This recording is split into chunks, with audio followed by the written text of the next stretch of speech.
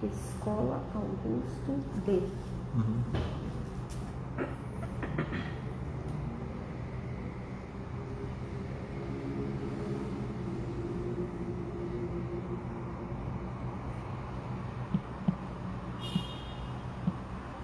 Escola mesmo.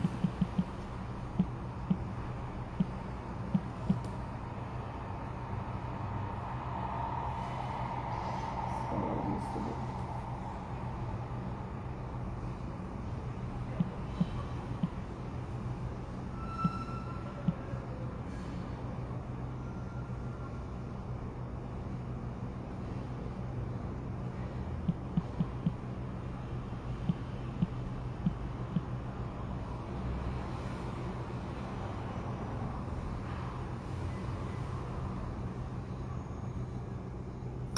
Pessoal, boa tarde. A gente está só tentando conectar aqui com a escola para começar a nossa live.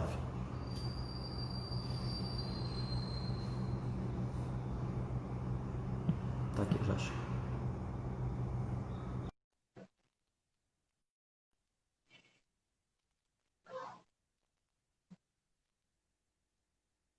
Olá, Tudo bem, João?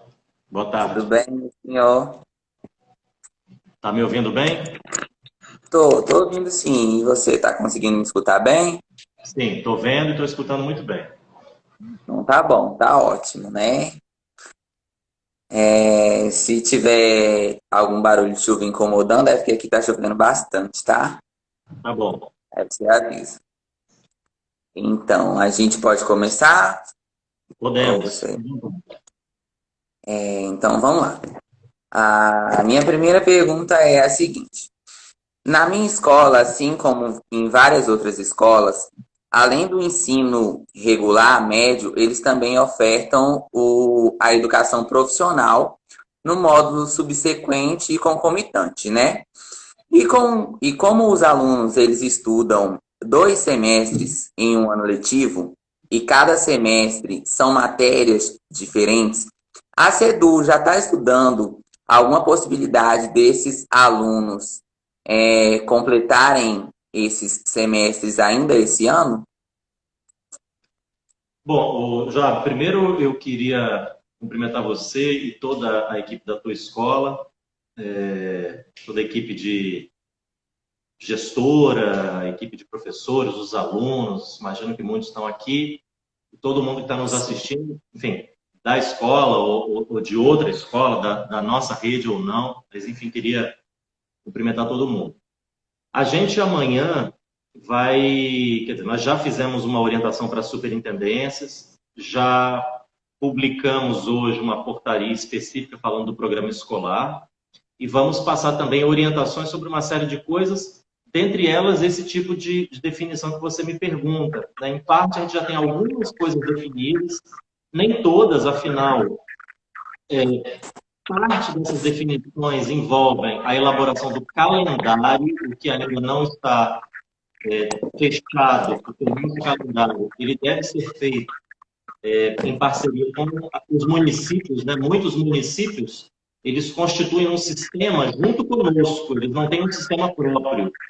E nesse sentido, a gente não pode tomar determinadas atitudes e deliberar algumas coisas sem também fazer isso em colaboração, em diálogo com os municípios. Por isso, tem algumas definições que a gente ainda não tomou e não temos como tomar nesse momento até que o calendário seja feito. Agora, vale também para a EJA, em parte, essa pergunta que você me fez. Tudo aquilo que implica comprimir muito conteúdo num curto espaço de tempo pode ser um problema. A gente pode ter grande dificuldade. Né? Então, eu preciso que as pessoas tenham em mente isso, porque, como eu já disse várias vezes, é lógico que a pandemia trará perdas para a gente, para os alunos, enfim, para a SEDU como um todo. A gente está tentando diminuir essas perdas, mas nem sempre isso é possível, porque nós temos uma limitação de tempo e temos até o momento, pelo menos, uma obrigação de cumprir um número mínimo de horas que às vezes não cabem neste tempo. Então não dá para comprimir tanto, né? Porque senão daqui a pouco a gente conseguiria cumprir se tivesse aula de manhã, de tarde e de noite. Né, é uma possibilidade. Mas a pergunta é, você tem essa disponibilidade? Muitos não têm. Né? Então, não dá também para a gente, às vezes, fantasiar, achando que é só atribuir aí uma aula não presencial e vai computando essas horas, porque a atividade não presencial é para ser feita. Então, a gente precisa sempre partir do pressuposto que o aluno e o professor estão disponíveis naquele horário. Porque senão a gente vai fingir que está dando alguma coisa para cumprir a hora, né, as 800 horas. E embora isso, como eu disse, seja uma obrigação legal, não é o nosso único nem principal objetivo. Aqui a gente trabalha com aprendizagem, né? O objetivo é fazer os alunos aprenderem e não somarem horas para, ao final, cumprir as 800. Entendi. É uma grande preocupação dos alunos da educação profissional, né? Porque eles vão ficar muito sobrecarregados se eles tiverem que cumprir todas as horas, tudo esse ano ainda. Entendeu? É muito preocupante para eles. Então, assim... Desculpa, Jorge. Que bom que eles estão pensando na sobrecarga, né? O problema, a meu ver, é quando tem alunos que querem isso, porque eles estão mirando para uma coisa, eles têm toda a razão. Eles falam, puxa, mas eu já ia terminar agora, né? E aí... Pode falar. Como a gente tem 2 módulos, por exemplo, o subsequente, como eles já terminaram o ensino médio, para eles tanto faz. Agora o pessoal que é concomitante, está no 3º ano, ano que vem que é faculdade. Então, assim, Sim. É muito corrido para eles. Para a gente, então, né, na verdade. É verdade. Mas aí eles estão olhando para uma coisa que faz sentido, é compreensível. Eles estão olhando para isso. Falam, puxa, mas eu não quero prolongar meu tempo na escola para além do necessário. Mas o que eu estou chamando a atenção é que a gente precisa assumir algumas perdas da pandemia, porque senão nós vamos falar assim, o objetivo é terminar esse ano, não importa o que acontecer. Pode ser atropelado, pode ser de qualquer jeito, eu não preciso nem aprender, né? O importante é terminar esse ano. E aí, eu acho que se a gente ficar com esse olhar, que lógico, estou exagerando aqui na minha fala, né? Mas se a gente ficar com esse olhar, a gente perde de vista que o ano letivo, as horas, o calendário, é apenas uma parte do processo. A outra parte, e que é a mais importante, é a aprendizagem, né?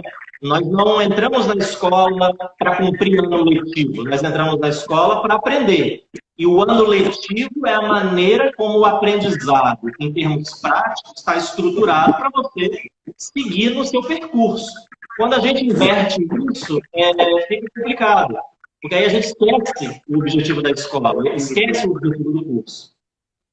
Está cortando o seu vídeo. O meu áudio está cortando? Tá cortando. Está cortando para você? Tá. Não só para mim, um monte de gente cortando. Engraçado, porque está no 4G, inclusive. Deixa eu tentar aqui. Vamos tentar entrar na rede com o Edu.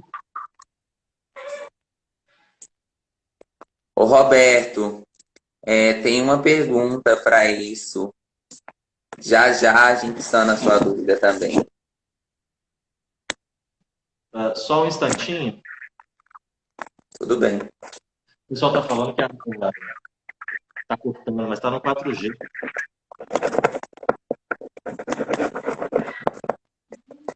Não, estou tentando conectar com a nossa rede aqui, mas não está conectando. Continua cortando, João? Não, agora já melhorou. Melhorou?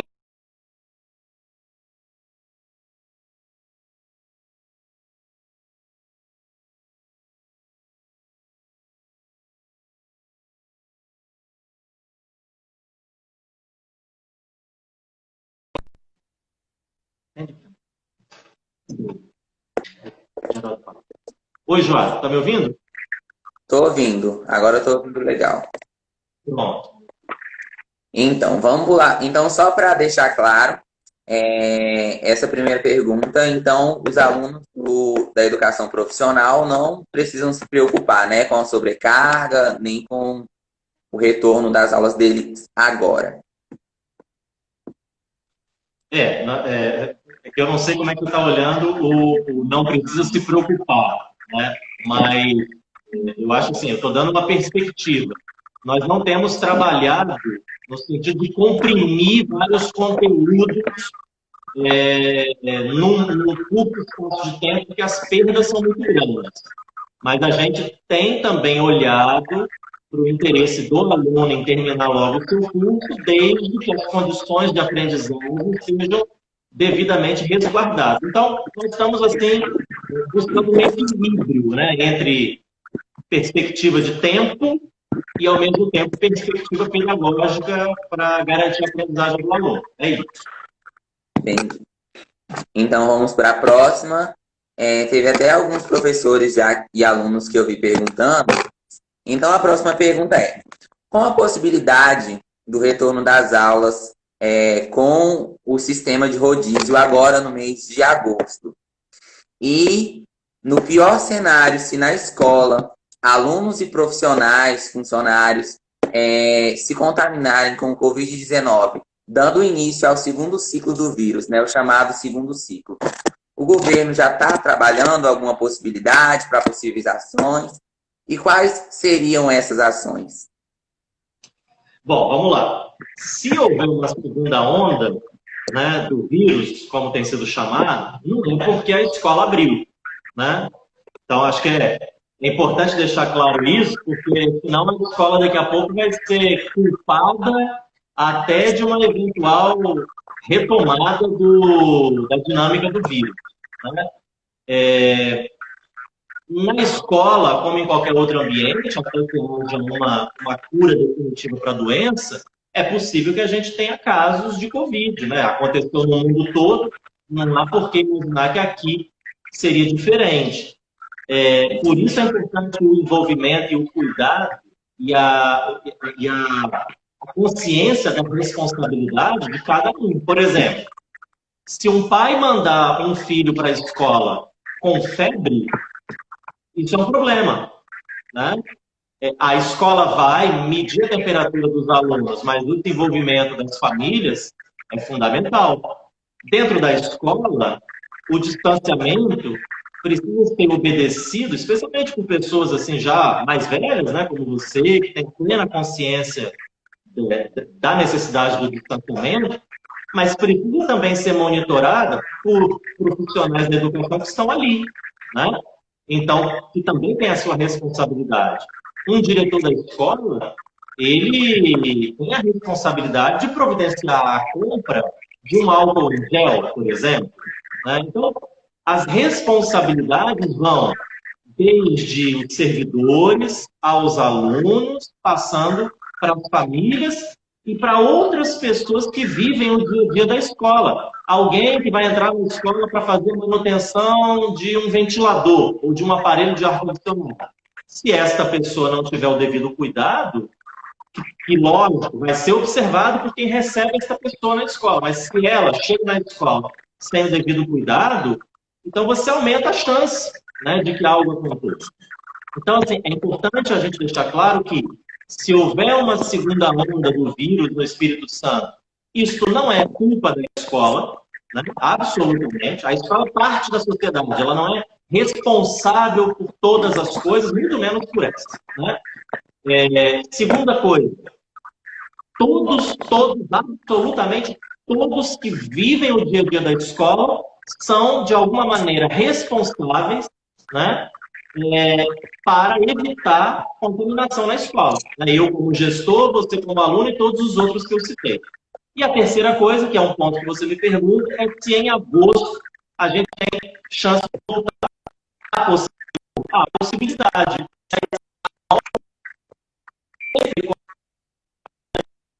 Condicionada a uma orientação da Secretaria de Saúde e do governador do Estado, lógico. Então, são eles que estão mudando a dinâmica do coronavírus, é que vão dizer se é seguro ou não reabrirmos as escolas em agosto. Se não for, quando for, a gente fará isso. Minha internet... Entendi. Tá, Minha internet... ô Vitor, vou travar muito agora de novo. Deixa eu passar para o 4G, que talvez aquela hora que você me falou pode...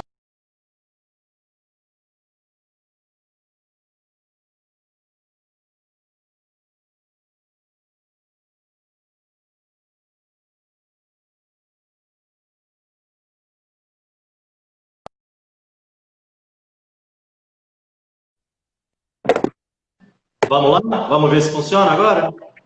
Funcionou agora. Tá bom, vamos tentar.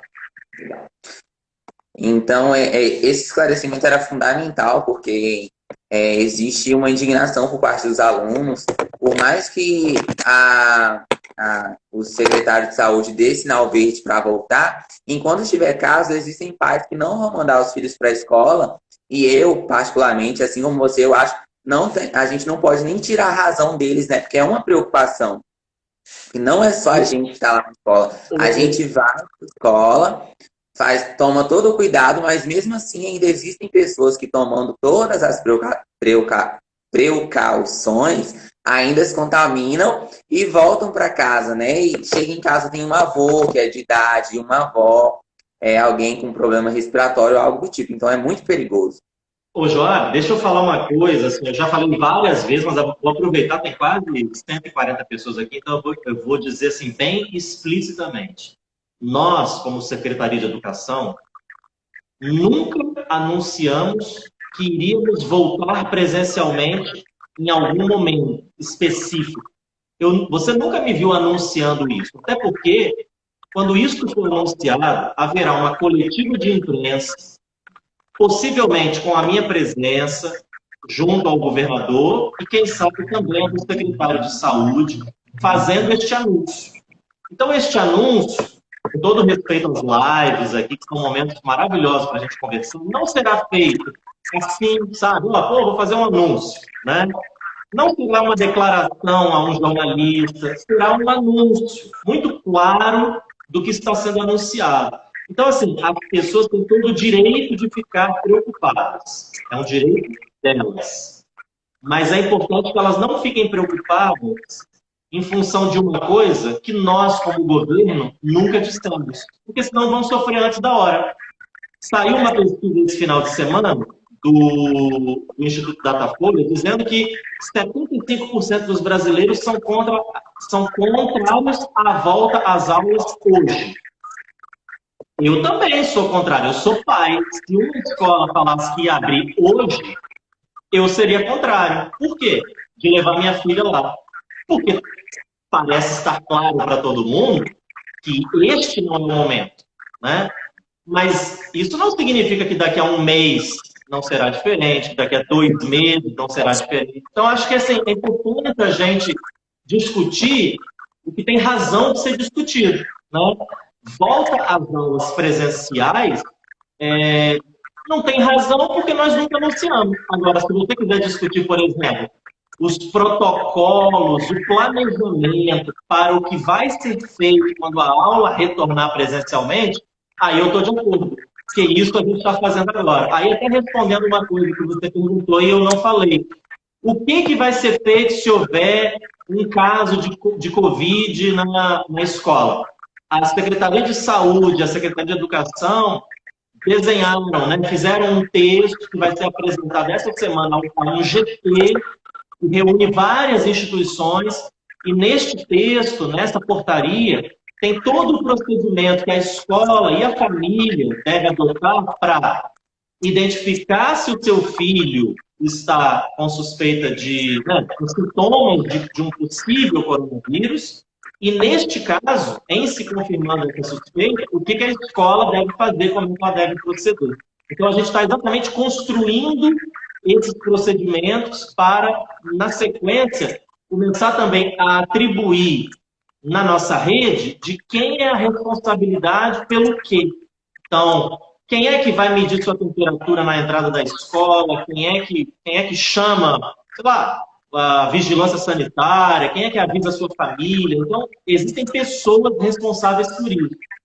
E nesse documento, só para finalizar minha fala, a gente está propondo criar um comitê local de prevenção formado também por alunos, né, mas por servidores, por familiares, pelo diretor, um comitê multirepresentativo para zelar pelo cumprimento de todas as normas sanitárias que forem estabelecidas. Então, você como aluno, por exemplo, poderá participar deste comitê que vai ficar responsável. Então, assim, se tem que ter álcool, gel no banheiro e não tiver, você, como parte do comitê, é responsável por zelar e informar a escola e a quem quer que seja, a quem é de direito, né, sobre essa situação. Então, isso vai também dar uma segurança para todo mundo, porque ali tem a pessoa da escola, o aluno, a família, o professor, está todo mundo representado ali.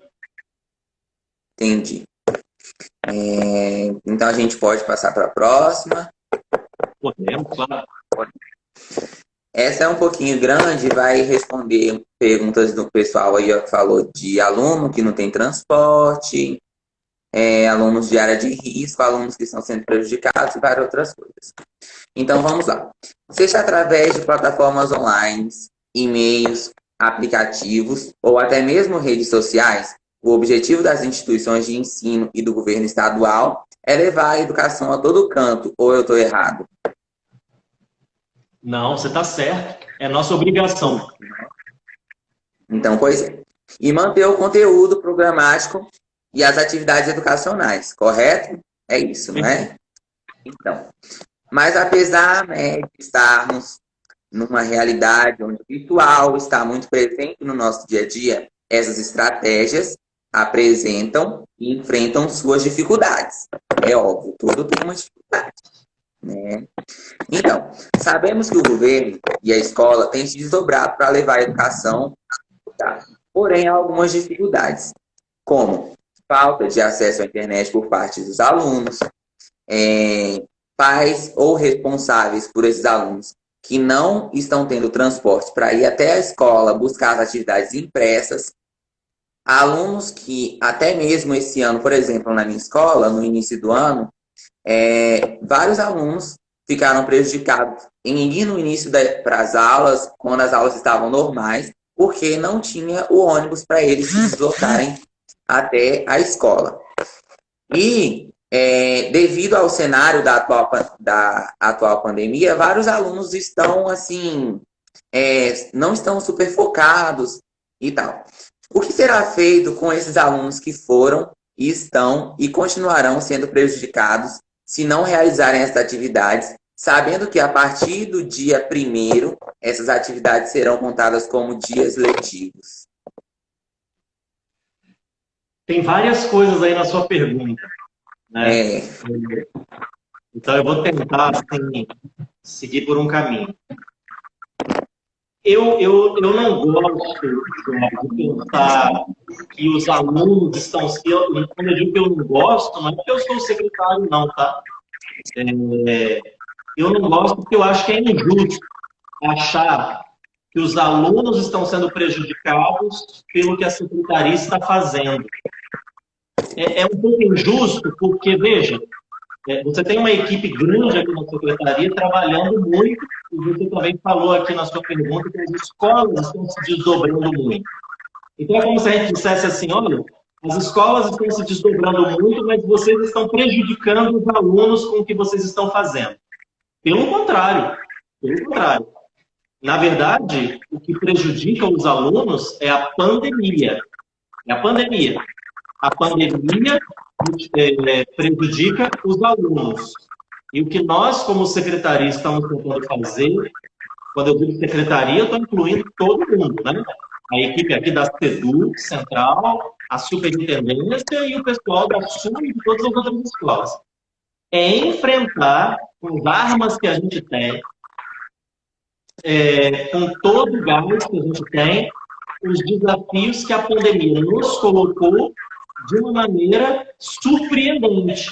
Porque também nós não esperávamos e, portanto, não planejávamos nenhuma dessas ações que a gente está fazendo. Então, nós tínhamos, eu acho que sempre é bom a gente retomar isso, a opção lá atrás, quando as escolas foram fechadas, de pensar assim, olha, talvez se a gente implementar alguma coisa, ela não vai chegar a 100% dos alunos, então é melhor não fazer nada. Melhor não fazer nada, né? Porque aí a gente cria um sistema 100% igualitário. Ninguém tem aula e está todo mundo em casa. Mas eu acho que o equívoco aqui é achar que as pessoas seriam iguais. Mesmo assim, não seriam. Porque você, por exemplo, na internet, na sua residência, talvez você fazia um conteúdo pedagógico em algum lugar, fosse ver um vídeo, fosse ver alguma coisa. Um colega seu que não tem internet, ele ia ficar sem nada. E na volta, você estaria indiferente. Então, para nós sempre esteve muito claro que o grande inimigo não são os educadores, o grande inimigo é o vírus, ele é que tem que ser combatido, e nós aqui na educação precisamos combater os efeitos da pandemia sobre o nosso universo, sobre as escolas, né? Com isso, a gente implementou uma série de recursos. Você citou vários, mas você não citou na lista plataformas, internet, uma série de coisas, as atividades impressas. Eu coloquei no início. Então, eu não ouvi. Porque isso é importante ser considerado, já que mostra que nós compreendemos bem que tem alunos que, de repente, como você, tem a internet e tem outros que não têm, né? Então, isso está muito claro. E aí, quanto mais recursos a gente tem envolvendo tecnologia e não envolvendo tecnologia, mais longe a gente chega. Vamos chegar em 100%? Não, dificilmente. Não vamos chegar. Agora, pensa comigo. É melhor, e aí eu respondo o finalzinho da sua pergunta, é melhor você ter um pequeno grupo ou um grupo que é menor. Ele pode até ser grande, mas ele é menor do que o todo. Um grupo menor para administrar na volta uma aula de reforço, alguma forma de recuperação, alguma política especificamente voltada para este grupo, do que paralisar a rede e a gente tem que trabalhar para 100% dos alunos depois. Então, trabalhar para 100% dos alunos depois parece uma coisa muito complicada. Primeiro porque você não estaria fazendo nada agora, o que já é, para mim, um grande problema, e depois você teria todos os alunos para fazer um trabalho com eles, de recuperação, porque se eles não estiverem fazendo nada, eles vão precisar de uma boa recuperação depois, né? Se a gente consegue avançar com um grupo de alunos que nós, através dos vários recursos, esperamos que seja um grupo majoritário, e os dados nos mostram isso, que são parte de um grupo majoritário, não é que o grupo minoritário foi esquecido, absolutamente, porque, como você disse, é nosso objetivo e, como eu disse, é nossa obrigação levar a aprendizagem para todo e qualquer aluno em todo e qualquer lugar do Espírito Santo.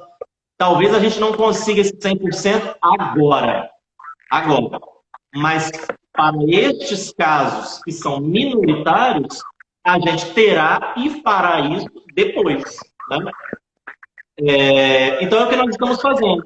As outras coisas aí são parte de outros problemas. Por exemplo, Conceição da Barra teve um problema na licitação do transporte, às vezes é um problema licitatório, às vezes envolve um Estado, às vezes é um problema licitatório que envolve o município. É complicado explicar aqui os detalhes, acho que nem vem ao caso, mas o importante é dizer que, às vezes, por mais esforço que a gente faça aqui como gestor, nem sempre nós conseguimos providenciar determinadas coisas no momento correto, porque não depende da gente, né?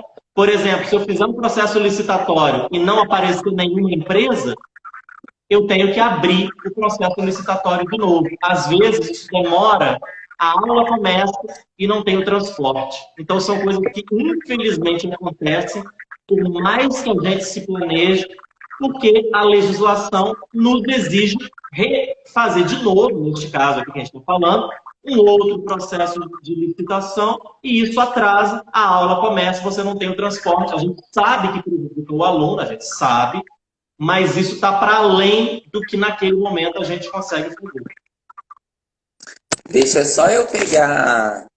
Não, cancela, não dá. Então tá bom. Eu entendi o que você quis dizer, eu acho que várias outras pessoas também entenderam. Só responde novamente, porque tem uma aluna do Mediotech, eu acho que ela perdeu. Como que vai ficar os alunos do Mediotech que não estão tendo a EAD ainda? Aquela primeira pergunta. Tá. Bom, primeiro que, se ela estiver falando do... Ela ou ele, eu não sei. Né? Se estiver falando de um... Tá, se estiver falando do programa escolar, né, de uma atividade pedagógica não presencial, a partir de amanhã, 1º de julho, nós teremos uma série de atividades que começarão a ser contadas como carga horária, tal como vinha sendo feito até aqui. Para os alunos que não tiveram acesso a isso, apenas no retorno presencial, porque se ele não teve acesso aqui nem à atividade impressa, nem à atividade que envolve tecnologia, mesmo com o patrocínio da internet. Então, nós estamos pensando que é uma situação para lá de excepcional. Né? Não sei qual é o caso aqui do aluno, da aluna. Isso dificilmente conseguirá ser resolvido fora do ambiente escolar. Então, no momento em que a escola abrir, uma outra avaliação diagnóstica será feita para aferir quais são os conhecimentos que o aluno tem, para convalidar determinadas atividades que ele possa fazer, ou que ele tenha feito, talvez, e para propor, como eu disse nessa última resposta, uma política específica para este grupo. Estou pensando aqui que o caso deste aluno, desta aluna, é este grupo minoritário, ou seja, não tem nenhum recurso que a gente providenciou que, mesmo tendo chegado à maioria, conseguiu alcançar esse público. Aí, realmente, não tem jeito para agora. Né? Isso precisa ser resolvido através de uma outra política que depende da escola aberta. Entendi. Então, incluindo a parte da Base Nacional Comum Curricular, ou seja, as disciplinas... porque aqui não é o método, não é o técnico integrado, mas eu vou responder assim porque vale se tiver alguém nos assistindo. Incluindo essa recuperação para a parte técnica e para a parte da BNCC, ou seja, as disciplinas comuns que a gente está acostumado a ter, salvo, né, a única exceção que depende realmente da escola aberta é quando a gente tem disciplinas ou componentes da disciplina que são de natureza prática, né? Esse é um drama também que as instituições de ensino superior vivem. Imagina quem faz um curso de medicina. Por mais que ele tenha aula teórica, e as aulas de clínica num laboratório ou num hospital? Fechou, fechou. Então você não tem essa aula. Vai ter que ser depois, num calendário, eu já disse isso há alguns minutos, quem entrou mais para frente, num calendário que ainda vai ser apresentado pela SEDU, porque ele está sendo construído junto com os municípios, já que vários municípios são sistema conosco, né? Eles não são um sistema próprio, e já que nós, mesmo com aqueles que não são sistema, compartilhamos uma série de coisas. Eu citei aqui o transporte, então a gente não pode ter calendário, poder pode, mas não deveria buscar não ter, né? Calendários diferentes, com datas de início, de fim diferentes. Muitos servidores dão aula no Estado, dão aula na Prefeitura, então a gente está buscando construir, junto com os municípios, uma solução mais ou menos homogênea dentro do que for possível. Essa conversa ainda vai acontecer nos próximos dias, especificamente com relação ao calendário. Entendi. Então vamos à pergunta que não quer calar e que ela é feita em todas as lives, mas eu acho que os estudantes do terceiro ano amam escutar ela. O terceiro ano vai formar no ano de 2020, e se o terceiro ano for formar e os alunos do terceiro ano que irão fazer o Enem terão aulas de reforço no sábado e no domingo para não ficarem tão prejudicados assim? Tudo depende, Joab, do calendário. Volto a dizer, tudo depende do calendário. Mas como eu já falei em outros momentos, os alunos do terceiro ano e das mudanças de etapa, né, do quinto ano, está passando do Fundamental 1 para o 2, e do nono, está passando do 2 para o médio, precisam ter um olhar diferenciado, e aí eu vou responder especificamente a questão do ensino médio, porque tem questões colocadas para esses alunos que não estão postas para outros. Então, por exemplo, imagine que a gente trabalhe com um calendário que vá, sei lá, eu vou chutar uma coisa muito absurda, tá? Até abril do ano que vem. Pô, mas o Enem vai ser em janeiro, entendeu? Então, como é que você faria isso, né? Uma universidade, se você passar aí no vestibular das universidades, ela vai começar em fevereiro, março. Como é que você vai terminar o ensino médio em abril, né? Então, parece que está muito claro para todo mundo que o ensino médio, o terceiro ano do ensino médio, ele precisa ter, como eu já disse em outros momentos, um tratamento diferenciado. Talvez não termine em 2020, dezembro, pode ser em janeiro, por exemplo. Não importa esse detalhe, aqui é uma questão de calendário. O que importa é que ele precisa ter um olhar diferenciado para que os alunos não percam, não sejam prejudicados em oportunidades que estão colocadas apenas para alunos do terceiro ano, né? Então, assim, só alunos do terceiro ano vão fazer o Enem, só alunos do terceiro ano podem passar para um vestibular, para uma universidade. Então, é importante que a gente tenha um olhar diferenciado para que a pandemia não prejudique também essa perspectiva de futuro desses alunos. Entendi. Essa é uma grande preocupação nossa, porque nós, né, assim como eu, que já sou terceiro ano, eu fico bastante preocupado, porque ano que vem já é o ano da gente estar entrando no mercado de trabalho, ou até mesmo na faculdade. Alunos de baixa renda que deveriam ir para a federal, ou estuda ou trabalha. E assim, fica muito difícil para a gente terminar médio, ir para a faculdade, assim como você falou, se esse calendário absurdo se estender até abril. Então é muito preocupante para a gente isso.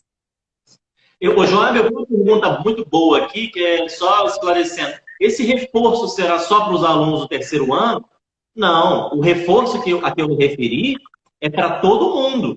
Todo mundo mesmo. Quem de repente não fez nenhuma atividade do programa escolar, que eu estou presumindo que se ele não fez nada, ele está perdendo, né, aprendizagem com o passar do tempo. Então, é para esse aluno, é para o aluno que, mesmo tendo participado do escolar, não aprendeu tudo.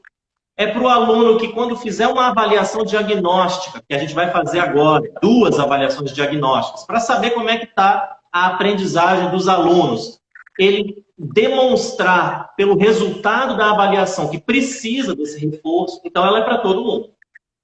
Entendi. Posso pular? Posso, né?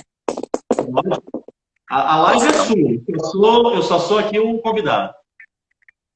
Então tá. Existem professores mais da área onde exige um maior contato, como educação física, por exemplo. Eles geraram uma pergunta que eu achei bem interessante. As aulas de educação física, né, que exigem um maior contato, assim como outras, exige ali uma corrida, um suor, uma prática, na verdade. Estas serão mantidas se haver um retorno efetivo das aulas, ou elas também terão alguma interferência, alguma recomendação, algo do tipo? A aula de educação física, o horário para a aula de educação física está mantido, porque o professor de educação física continua na rede, continua ativo. Agora, sim, nessas recomendações da Secretaria de Saúde, da Secretaria de Educação, existe uma parte especificamente voltada para os profissionais da educação física, no sentido de orientá-los a respeito dessas questões, porque, de fato, a educação física via de regra, né? Normalmente a gente pensa assim, quando pensa em educação física, pelo menos eu, numa primeira imagem que me vem, aquele grupo, aquela aglomeração, um contato, a prática de um esporte. Então, na medida em que, pela orientação da saúde, a gente deve evitar exatamente esse tipo de situação, que é muito comum na aula de educação física, a aula em si permanece. Mas este tipo de aula não será possível. E aí caberá ao No professor, com o caso, no pedagogo. caso, as aulas teóricas continuarão, porém as práticas deixarão de acontecer. Você pode ter uma aula prática. Primeiro que a aglomeração ela já está resolvida com o rodízio. Rodízio. Porque com o rodízio de alunos só tem metade da turma fazendo educação física. Você não precisa fazer mesmo uma atividade prática que seja a prática de um esporte coletivo de contato. Então, assim, eu não sou um profissional da educação física. Não cabe a mim dar este detalhe. Mas eu sei que, mesmo em termos práticos, o profissional da educação física pode estabelecer atividades que já tem menos gente fazendo, porque nós já estabeleceremos o rodízio, e que não tenham, pela natureza dessa atividade proposta, um contato físico como é, sei lá, no jogo de futebol americano. Você não vai dar futebol americano, né? Estou colocando aqui um exemplo que eu sei que tem muito contato, né?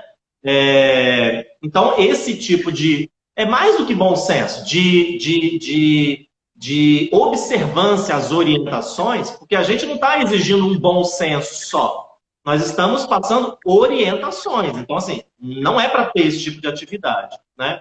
E aí eu aproveito a pergunta para responder uma coisa que eu já vi aqui mais de uma pessoa questionando. E os professores em situação de comorbidade? Né? Isso vale para professor, para servidor da escola e mesmo para alunos, né? Ou seja, existem pessoas que são de grupos de risco, né? Seja pela faixa etária, seja pela situação de comorbidade, alguma doença associada à Covid, né? A asma, por exemplo. Estou aqui chutando uma, né? No caso dos profissionais, que são pessoas ligadas à secretaria, a gente já está fazendo um levantamento junto a esses profissionais para saber quem tem comorbidade, para a gente poder se organizar, né? Porque, por exemplo, se o professor de educação física da sua escola tiver comorbidade, então eu já sei que ele não vai voltar quando a escola voltar presencialmente. Ele não pode voltar. É uma situação de saúde pública, né? E de respeito à saúde desse profissional. Então, nós, como secretaria, precisamos nos organizar ou para que alguém cubra este professor, ou para que a gente contrate um professor para o lugar dele, enfim, mas precisamos nos organizar. No caso dos alunos, o ensino domiciliar, por questões de saúde, já tem previsão legal. Então, se você, por exemplo, numa aula de educação física, quebrar braço, perna, sei lá, teve um acidente, né, sério, e aí você fica afastado da escola, você, num período normal, né, antes da pandemia, você não ficaria sem aula, sem conteúdo, sem nada. Existe todo um protocolo do que fazer nestes casos. E o caso do aluno com comorbidade é a mesma coisa. Ele está em casa em razão de uma questão de saúde. Então, a gente inicia todo um protocolo de atendimento a ele, que é normal, que é padrão, que é conhecido desde muitos anos. Eu acho que o que tem de novo aqui é o profissional, porque ele, como isso está muito claro, ele não pode voltar a trabalhar em razão dessa comorbidade, ou às vezes, mesmo não tendo comorbidade, ele está num grupo de risco, por exemplo, ele tem mais que 60 anos. Não tem tantas pessoas na educação com mais de 60 anos, porque normalmente elas se aposentam um pouco mais cedo, no caso de professores, mas existem essas pessoas, estou citando um exemplo aqui, e elas, sendo do grupo de risco, claro, não devem voltar. Não devem voltar quando, desculpe, só para fechar, quando a escola abrir para aulas presenciais e enquanto perdurar o estado de calamidade em saúde pública. Entendi. Então vamos para a próxima. A gente sabe que as APNPs já vão ser, a partir do mês de julho agora, consideradas como dias letivos, né? Então, explique um pouco como funcionará o controle de frequência da avaliação, bem como da recuperação dos estudos a partir das APNPs. Só uma pequena correção na sua fala, mas é porque é um detalhe técnico. Não é dia letivo Porque falar que vai ser considerado como dia letivo pressupõe o dia, aquele dia mesmo, né? Como se você fizesse um X no calendário. E como se tivesse cumprido o mesmo número de horas que você teria na escola num dia letivo. Na verdade, vai computar como carga horária letiva. Falar, mas é a mesma coisa. Não, não é. Porque, às vezes, uma atividade pedagógica não presencial, uma APNP, pode ser proposta pelo professor tendo uma carga horária de, não sei, 2 horas. 2 horas. E você não tem um dia letivo de 2 horas. Né? Você pode ter uma APNP de 8 horas. E isso não dá também, você não tem um dia letivo de 8 horas. Então, só uma pequena correção, porque às vezes a gente pega umas palavras como sinônimos, mas elas não são. E aí é importante só para a gente também ter clareza do que nós estamos falando. E é exatamente porque não é dia letivo e sim carga horária que não dá para fazer X no calendário, sabe? Então você fala, pô, eu fiz uma PNP, um dia letivo, vou aqui marcando X. Então você tem que fazer uma avaliação para saber se aquela hora, aquela atividade foi de fato aprendida. Então se eu te passei uma atividade, eu, professor Vitor, formado em História, né? Então, professor de História, passei para você, Joab, uma atividade de história que tem um objetivo pedagógico, ela tem um objetivo. Por isso que muitos professores ficam, às vezes, questionando, para cada APNP que a gente tem que fazer, nós fazemos um documento. A SEDU está burocratizando. Essa é uma orientação do Conselho Nacional de Educação e não é uma burocratização. É porque a gente precisa saber, por exemplo, que a PNP é essa, quem é o professor, qual é a disciplina, que a PNP é essa, qual é o objetivo em termos de aprendizagem. Então, eu estou te passando uma PNP com um objetivo. E esta PNP, eu estou dizendo que ela tem 2 horas. 2 horas. Ela equivale a 2 horas. Então, a avaliação diagnóstica é assim. Eu vou conferir se esse objetivo foi alcançado. Se você demonstrar para mim, lá na avaliação, que você aprendeu aquilo que a PNP tinha o objetivo de te ensinar, você então vai ter aquelas 2 horas convalidadas. Então é como se você tivesse feito as 2 horas. Entendeu? Porque você tem que ter 800 horas no ano. Então você vai somando, né, essas horas. Aí, Joab, você fala assim, bom, mas aí tem um problemaço que vai aparecer. Vai aparecer um problemaço. Por quê? Eu, que sou muito bom, aprendi tudo. Aí, se eu tive 50 horas de APNP, eu tenho 50 horas convalidadas. Mas o meu colega tem 35. Ou porque ele não aprendeu, ou porque ele teve um problema na internet, ou porque ele, sei lá, não pegou o exercício, ele não fez, né? Ele só teve 35 horas. Da onde virão as outras horas? Na volta presencial, a gente vai fazer outras atividades que poderão ser, que deverão ser convalidadas para fins desse somatório. Frequência, que você me perguntou, que é a dúvida. Como é que vai ser computada? Para o professor, se ele passou a atividade, né? Ele está trabalhando.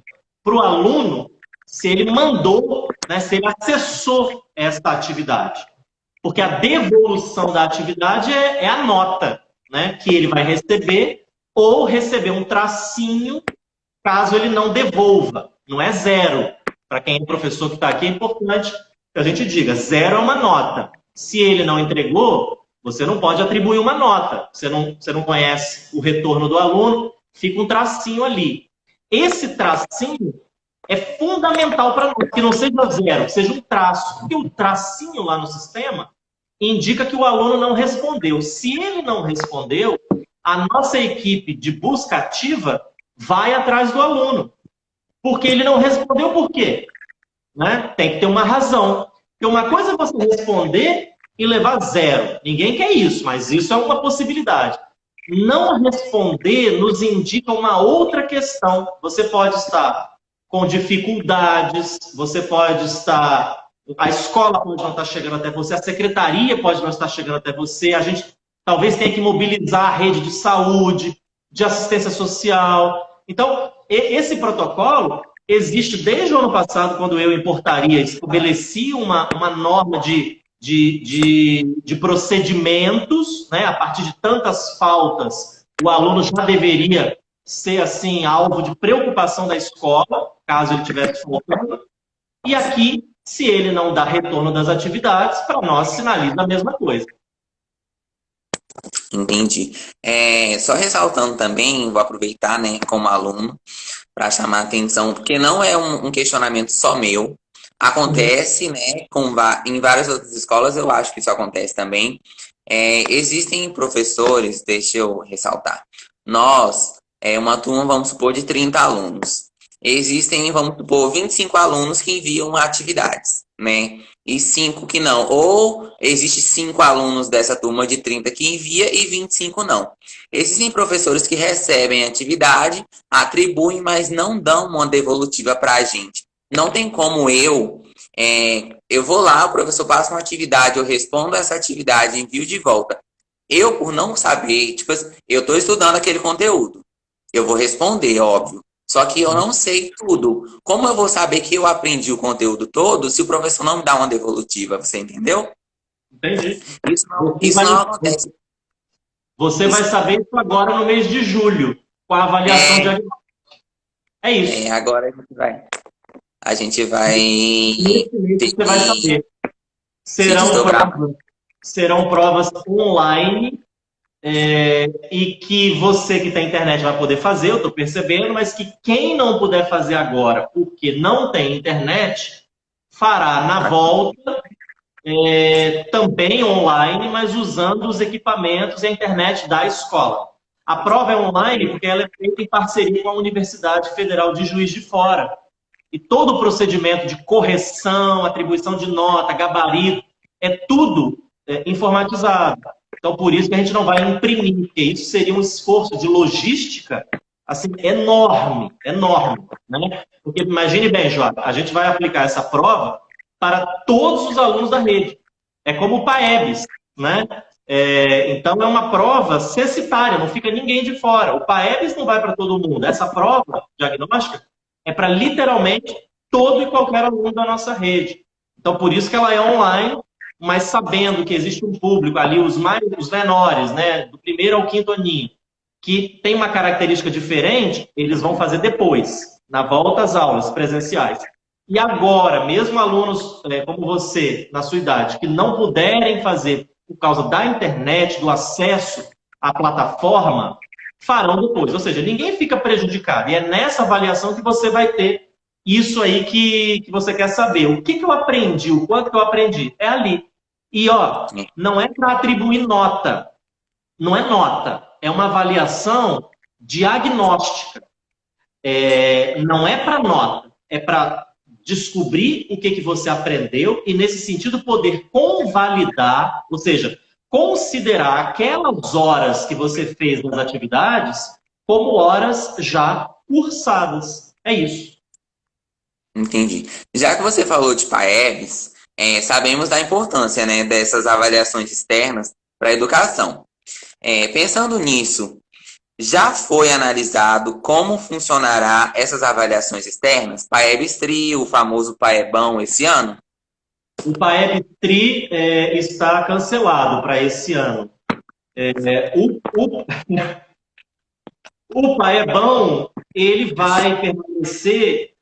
Primeiro que a gente tem um contrato com a Universidade de Juiz de Fora, né? Então, porque tem uma série histórica, é muito complicado quando a gente vem fazendo todo ano, aí você interrompe, como é que você compara isso depois, né? É complicado. Mas a gente vai ter que fazer alguns pequenos ajustes, porque a pandemia e a maneira como a gente organizou o calendário, o programa escolar, vão mudar ali a forma de registro e de realização do PAEBs. Mas ele vai acontecer. Muito mais para guardar a série histórica. O PAEBs Tri, não. Entendi. Era uma dúvida, né, dos alunos do terceiro ano, até porque do pessoal que sai do nono para o médio, do terceiro que sai, né?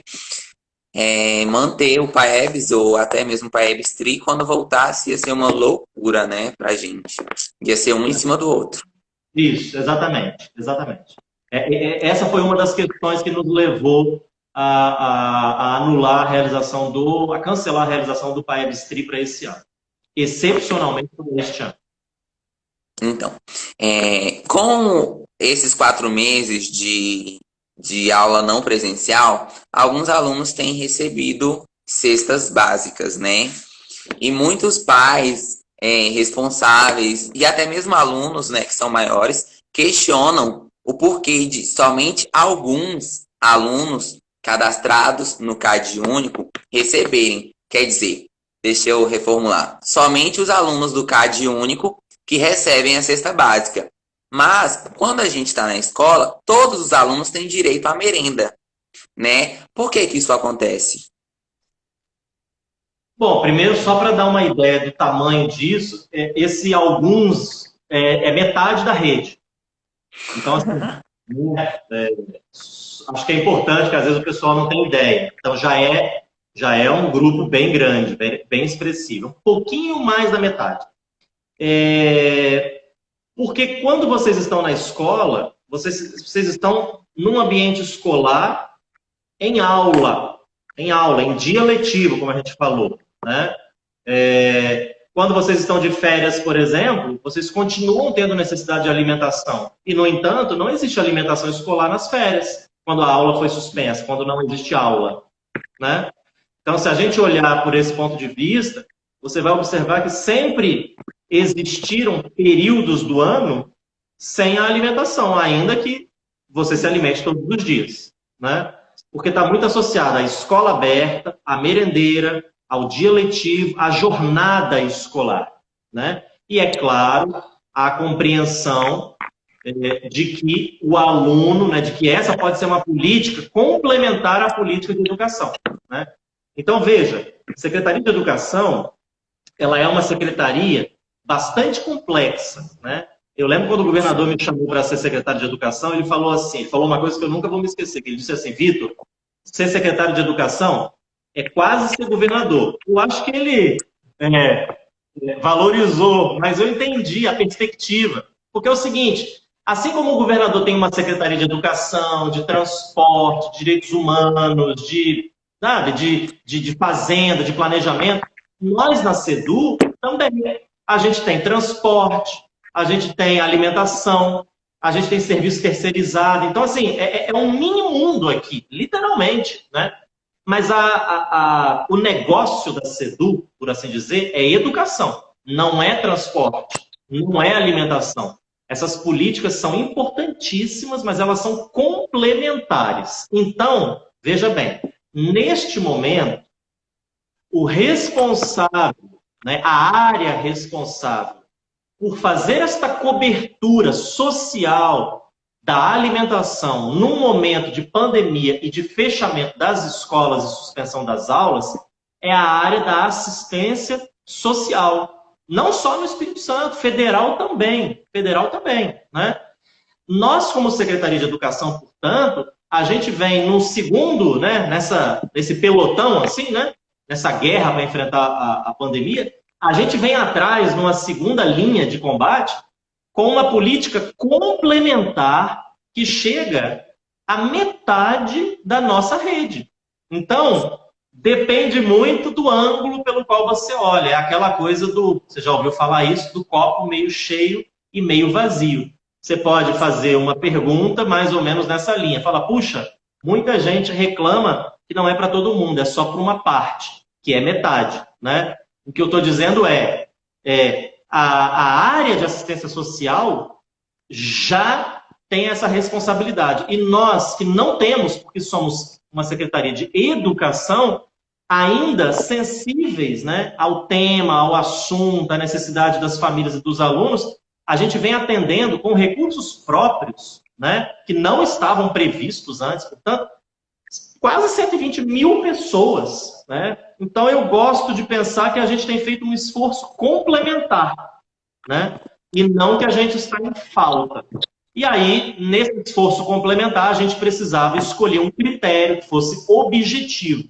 O critério escolhido no início foi assim, aqueles que recebiam Bolsa Família. Aí a gente entendeu que era importante, né? O governador, sob a orientação dele, entendemos que era importante ampliar ainda mais. Então, ampliamos para todo aluno cuja família estava inscrita no CAD único, porque o CAD único é a base cadastral para as políticas sociais do governo federal.